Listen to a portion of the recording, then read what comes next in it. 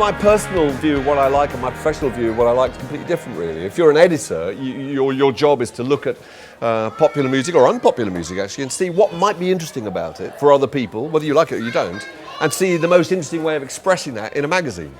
And so I really enjoyed the 80s because it wasn't I was too old for it. You know, I was clearly too old for Haircut 100 or whatever. And I didn't like Duran Duran or Spandau Ballet. That made it quite interesting, saying, well, I'm running a magazine for 14-year-old girls who do like them.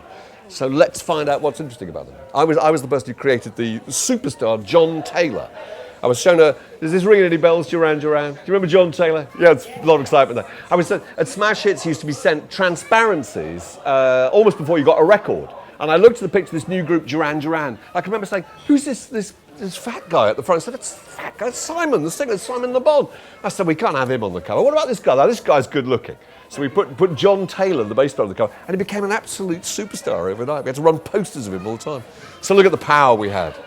Incredible. Well, the central story is quite sad, The Boy Who Could See Death. It's about a man who can tell when people are going to die and how that isolates him, makes him ostracised. I think that's the saddest story in the collection. But the rest of them, and some of them are quite funny, at least I think so, and some of them are just accounts of how when somebody dies and you are close to them, they go on living inside you and affect you still in various different ways. My previous collection, called Aphrodite's Hat, was a collection all about love, so it sort of made sense to make a collection which looked at death in different ways. I'm writing another novel which actually is sort of based on something I experienced in my mid-20s.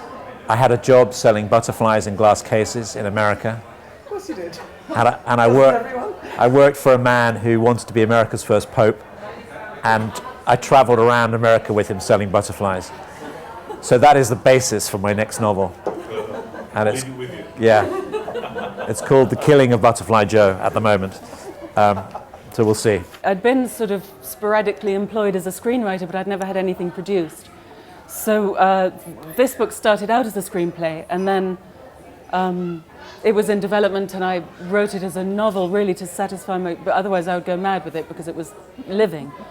So I wrote it as a book, and then it immediately got optioned because it had a lot of luck as a novel. So then it was in development for a long time, and every between books and every year or so I'd write another draft.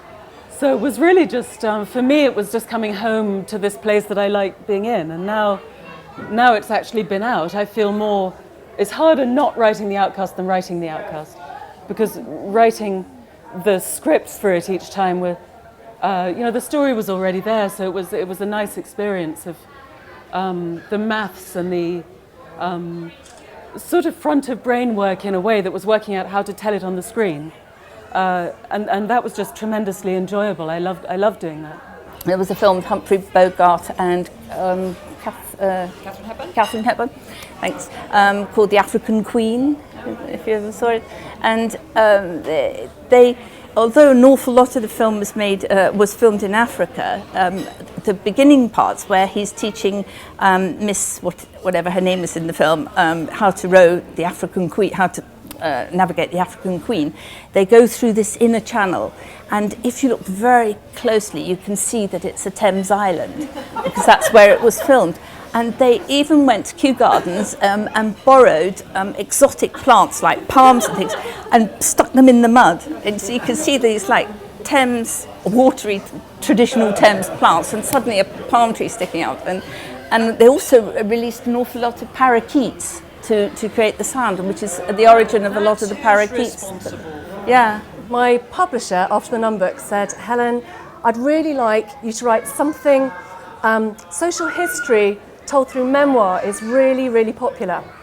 And my fantasy is that you do a who do you think you are type journey, literary journey, to find out about some female ancestor. Now, they don't have to be famous. In fact, we don't want them to be famous. We want them to be working class, British, urban, bit of World War. Have you got any ancestors, female ancestors, that might fit the bill? And I talked about my Granny Batten. I said, well, she was a nurse through 2 world wars, and she said, oh, nurses, so last year. She said, a year ago, perfect, but now, no. said, is there anyone else? And I said, well, there's my nana and her 4 sisters, all redheads, growing up in the East End of London. She said, great. She said, write it up. And 2 weeks later, I had a commission.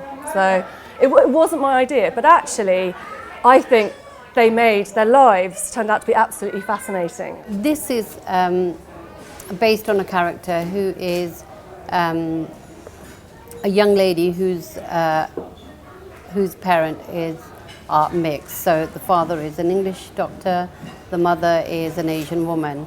And obviously she's torn between 2 cultures herself, but her struggle isn't so big.